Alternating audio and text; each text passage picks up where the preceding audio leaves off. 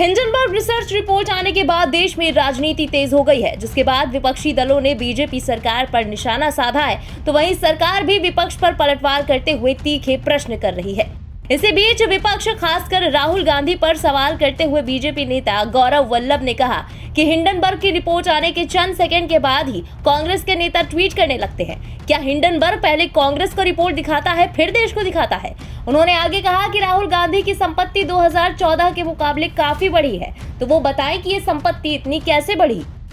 देखिए, आज कांग्रेस पार्टी और हिंडनबर्ग दोनों मिलकर क्या चाहती है कि भारतीय पूंजी बाजार समूचा नष्ट हो जाए, पर भारतीय पूंजी बाजार और भारतीय निवेशक और भारतीय कंपनियां एक स्ट्रॉन्ग फंडामेंटल्स पर खड़े हैं। आज भी मार्केट में मात्र 0.07% की कमी हुई, इतना हाउल्ला करने के बाद। राहुल गांधी और कांग्रेस पार्टी का आज एक ही उद्देश्य रहा है कि मोदी विरोध के लिए वो वहां तक पहुंच चुके हैं कि वो आज भारतीय अर्थव्यवस्था जो निरंतर बढ़ रही है उसका विरोध करने पर आतुर है।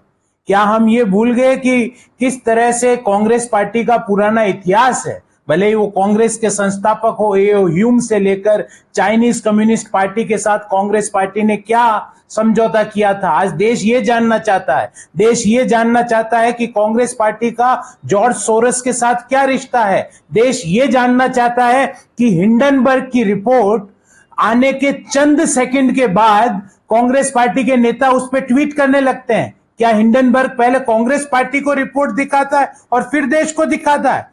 क्यों हिंडनबर्ग घबराया हुआ है सेबी के शोकॉज नोटिस में, जिसमें कहा गया है कि हिंडनबर्ग ने अडानी समूह की कंपनियों के शेयर से 122 करोड़ रुपए का लाभ कमाया है शॉर्ट सेलिंग से। ये समूचा षड्यंत्र इसलिए रचा जा रहा है कि भारतीय अर्थव्यवस्था और मध्यम आय वर्गीय परिवारों के जो सपने हैं उनको नष्ट किया जा सके, सेंसेक्स की जो लगातार बढ़त है उसको नष्ट किया जा सके। पर मैं याद दिलाना चाहूंगा, ये भारतीय अर्थव्यवस्था स्ट्रॉन्ग फंडामेंटल्स पर खड़ी है, ये कंपनियों के स्ट्रॉन्ग प्रॉफिटेबिलिटी पर खड़ी है। इसको हिंडनबर्ग जैसे जो रिसर्च रिपोर्ट जिनका प्रयोजन सिर्फ भारतीय अर्थव्यवस्था को नष्ट करना और उस आग के अंदर घी डालने का काम जो राहुल गांधी और कांग्रेस पार्टी कर रही है, उसका भांडा फूट चुका है। आज देश कांग्रेस पार्टी से यह जानना चाहता है कि आप आज हिंडनबर्ग का जब आप उसका हिंडनबर्ग की रिपोर्ट का हवाला देते हो तो हिंडनबर्ग ने अडानी समूह से 122 करोड़ रुपया कमाया। क्या आपने कभी उनसे यह पूछा कि वो 122 करोड़ रुपया कहां गया? आपने शॉर्ट सेलिंग क्यों की? क्या कांग्रेस पार्टी ने कभी यह समझने की जरूरत करी कि देश में 2014 में डीमैट अकाउंटों की संख्या मात्र 2.2 करोड़ थी, जो आज बढ़कर 9 करोड़ हो गई है? ये क्यों हुआ है? क्योंकि निवेशकों में विश्वास जागा है। क्या कांग्रेस पार्टी ने कभी यह समझने की कोशिश करी कि मात्र पिछले 4 सालों में मार्केट से आईपीओ के जरिए कंपनियों ने 3.25 करोड़ रुपए एकत्रित करें? क्या कांग्रेस पार्टी ने यह समझने की जरूरत करी कि म्यूचुअल फंड इंडस्ट्री की जो साइज थी 2014 में 9.25 करोड़ थी, जो आज बढ़कर 65 लाख करोड़ रुपया हो गई? 9.25 लाख करोड़ रुपया से 65 लाख करोड़ रुपया 2014 से 24 का सफर है।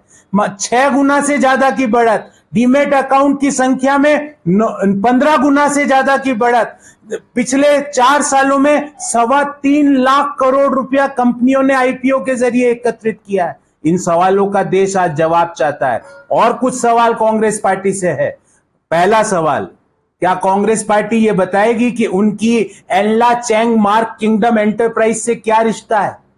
क्या उनको वहां से पैसा मिलता है? क्या ओसीसीआरपी संस्था से पैसा मिलता है? क्या सोरोस फंडेड ओपन सोसाइटी से पैसा मिलता है? उनका क्या रिश्ता है?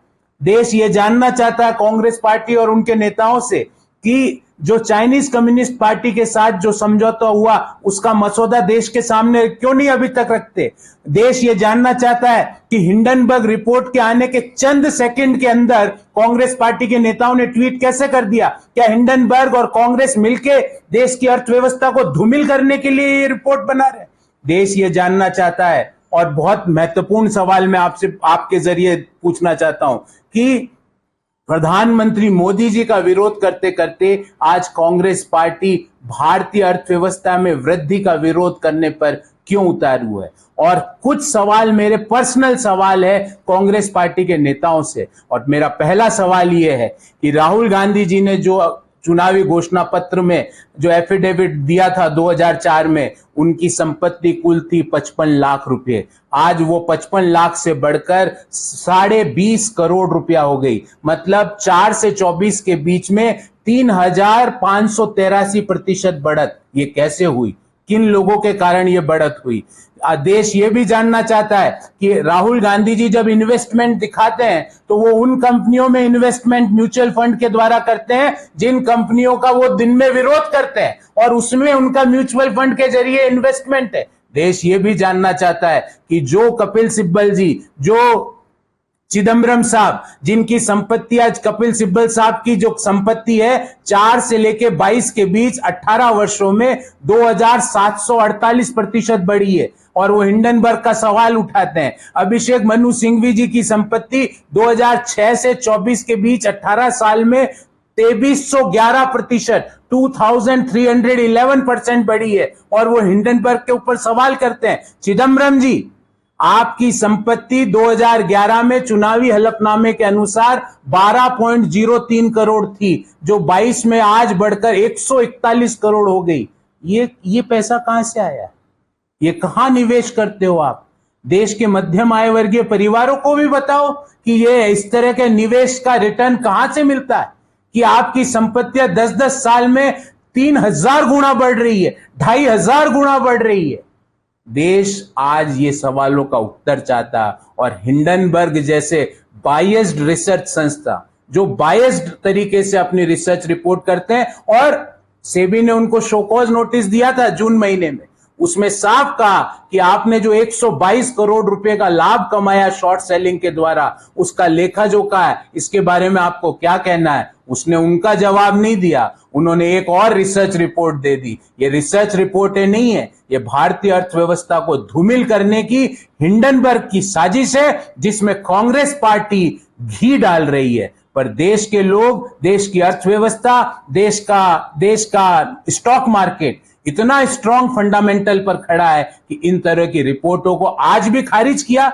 मार्केट मात्र 0.07% से गिरा, मोर और लेस हम कह सकते हैं सेम लेवल पर है। इस तरह की रिपोर्टों को मार्केट ने खारिज कर दिया। जिस तरह से देश के लोगों ने विपक्षी दलों को खारिज किया है, वैसे ही मार्केट ने हिंडनबर्ग और हिंडनबर्ग की आग को फैलाने वाले लोगों के षड्यंत्र को खारिज किया। देश सिर्फ यह जानना चाहता है कि हिंडनबर्ग का और कांग्रेस पार्टी का क्या रिश्ता है, कांग्रेस पार्टी और जॉर्ज सोरोस का क्या रिश्ता है, कांग्रेस पार्टी और चाइनीज कम्युनिस्ट पार्टी का क्या रिश्ता है। देश इन मसौदों के बारे में जानकारी चाहता है।